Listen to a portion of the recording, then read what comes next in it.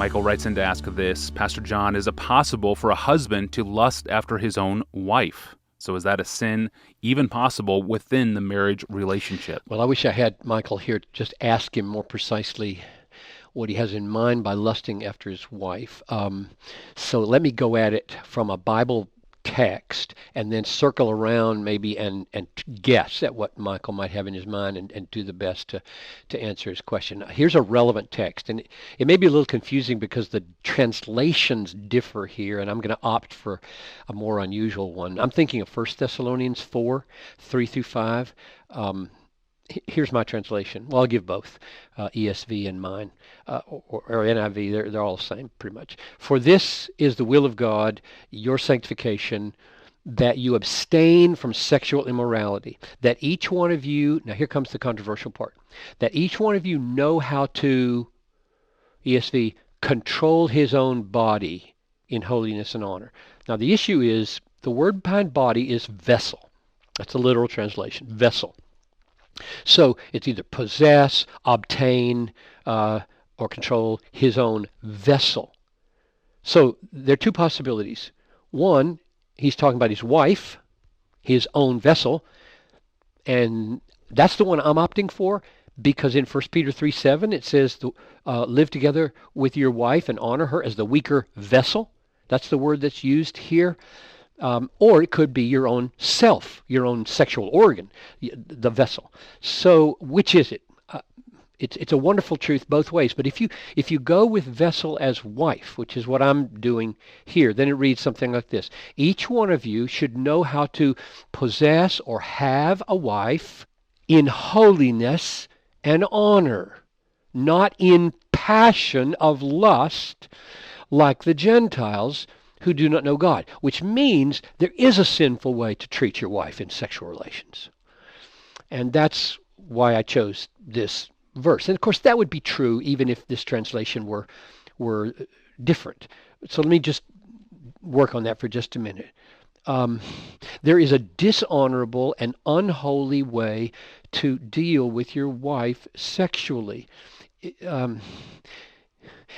Every Christian husband should have his wife's desires and his wife's pleasures in mind when he thinks about sexual relations and when he does sexual relations. And of course she should do the same.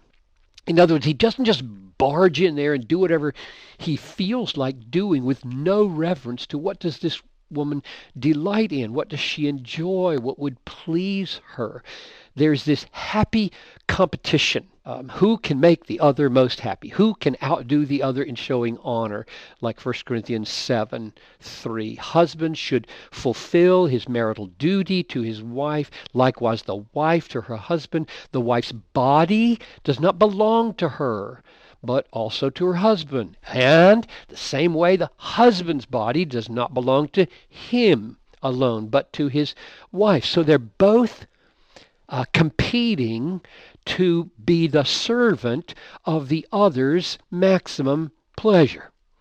And that's really remarkable. What an amazing competition in marriage. The man does not use his headship. This is not a compromise of headship.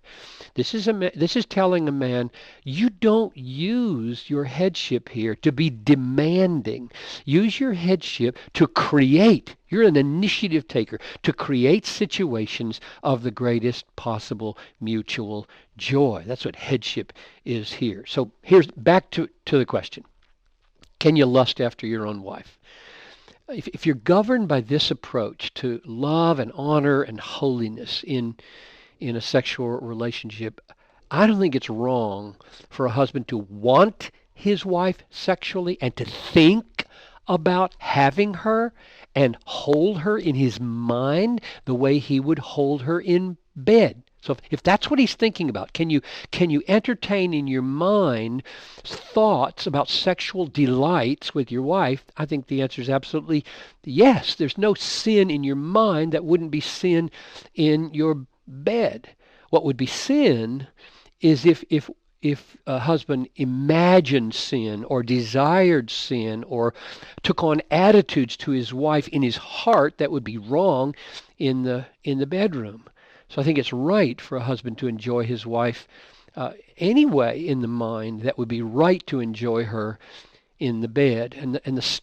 It just closed with this stunning thing. It's just kind of out of the blue, but just so amazing. I can't leave it unsaid. The stunning thing in all of this is that this is a picture of Christ and the church. like, are you kidding me? That Paul would say that this cherishing, this nurturing, this delighting, this pleasuring is a portrait, a drama of Christ's relationship to his bride. We should be amazed that our Savior chose to describe his relationship with his church with a parable of such exquisite pleasure. And people say theology is boring. Thank you, Pastor John, and thank you for listening to this podcast. Please email your questions to us at AskPastorJohn@desiringgod.org and visit us online at desiringgod.org to find thousands of books, articles, sermons, and other resources from John Piper, all free of charge. Monday, we'll talk about why dads need to be playing with their kids, and Pastor John, you'll explain the profound gospel implications for a dad who gets on the floor and plays blocks. Until then, I'm your host, Tony Reinke. Have a great weekend.